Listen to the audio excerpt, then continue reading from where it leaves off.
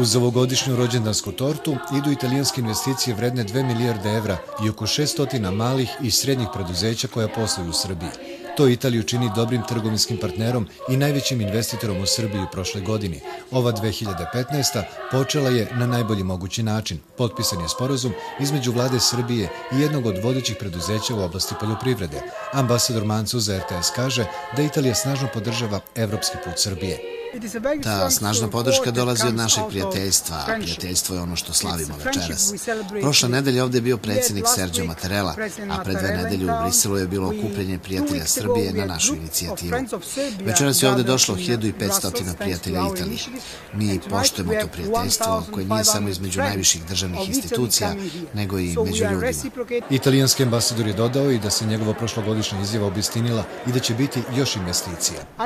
Sećate se kada smo se upoznali prošle godine i kada ste pitali za investicije. Rekao sam da će biti. Imamo Ferrero i Regioni gdje se jađo. Ti poslovi se baziraju ne samo na prijateljstvu, nego i na mnogim zajedničkim poslovima koje ćemo uraditi zajedno u budućnosti.